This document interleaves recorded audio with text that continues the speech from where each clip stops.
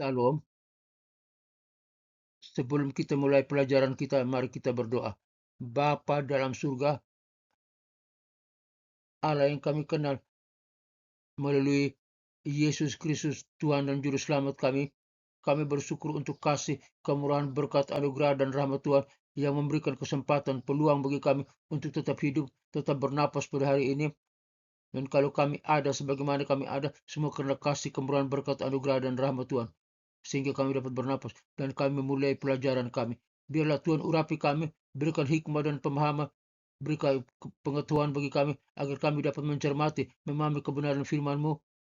Mata kuliah ini, mata kuliah Kolokvium Theologicum ini, biar Tuhan urapi kami agar kami dapat mengerti dan kami terapkan, kami implementasikan dalam dunia pelayanan kami melalui gereja dan masyarakat dimanapun kami berada. Tuhan urapi hamba-Mu secara khusus. Tuhan tahu hamba tidak mengerti apa-apa. Kami bodoh, kami tidak mengerti apa-apa. Kami butuh hikmat dan urapan Roh Kudus yang memberikan pengetahuan, pemahaman bagi kami. Di dalam nama Tuhan Yesus Kristus, urapi kami semua agar kami menjadi saluran berkat bagi dunia ini dan membawa salam bagi dunia ini. Terima kasih Bapa. Di dalam nama Tuhan Yesus Kristus, kami mulai pelajaran ini. Haleluya, haleluya. Tolong kami Bapa. Haleluya. Dalam nama Tuhan Yesus Kristus, kami berdoa. 3 pilar utama pembelajaran integrasi teologi dalam konteks Colloquium Theologicum. Dalam konteks Colloquium Theologicum, mata kuliah reflektif di program studi teologi Kristen seperti di STT Rahmat Immanuel atau institusi serupa ada 3 pilar utama. 1. Pilar pertama, pembelajaran integratif teologi adalah doktrin penciptaan. Doktrin ini berakar pada Kejadian 1 ayat 26 sampai ayat 27 yang menegaskan bahwa manusia diciptakan menurut gambar dan rupa Allah. Menjadi pilar pertama untuk mengintegrasikan teologi dengan praktik pendidikan dan pelayanan yang holistik.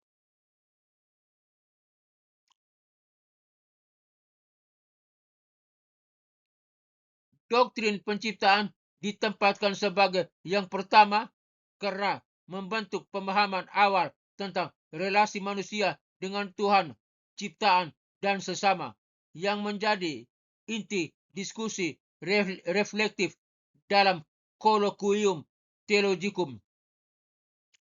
Ini memastikan pembelajaran tidak sekedar akademis, melainkan memulihkan potensi ilahi manusia melalui pendekatan integratif. Pilar kedua, pembelajaran integratif teologi dalam konteks Colloquium Theologicum adalah doktrin inkarnasi. Doktrin ini berdasarkan Yohanes 1 ayat 14 menekankan bahwa Allah hadir secara nyata dalam dunia melalui Yesus Kristus sebagai manusia sempurna, sehingga pendidikan teologi harus diintegratif dengan realitas kehidupan sehari-hari.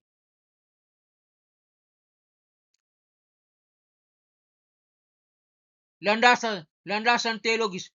Doktrin inkarnasi dibangun di atas doktrin penciptaan.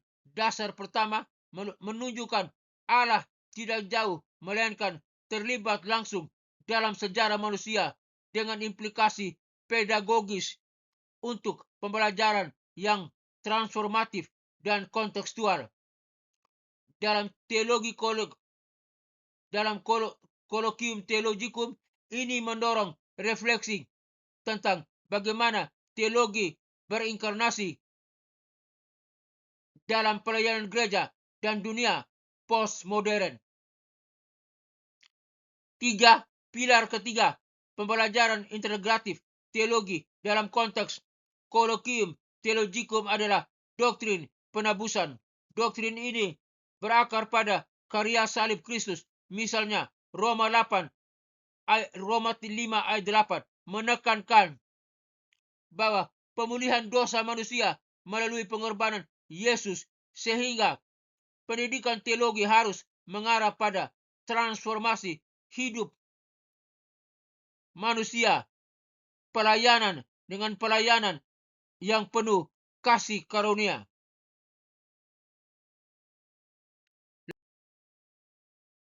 Landasan teologis, doktrin penebusan dibangun di atas penciptaan, pilar pertama, dan inkarnasi. Pilar kedua melengkapi kerangka integratif dengan fokus pada rekonsiliasi relasi yang rusak akibat dosa, relevan untuk refleksi mahasiswa tentang peran gereja di dunia. Sehingga kesimpulan dari 3 pilar Colloquium Theologicum S3 yang diajarkan di STT Rahmat Immanuel Jakarta adalah 3 pilar Colloquium Theologicum di program S3 STT Rahmat Immanuel, doktrin penciptaan, doktrin inkarnasi, dan doktrin penebusan, membentuk fondasi pembelajaran integratif teologi yang holistik dan aplikatif. Kesimpulan pilar.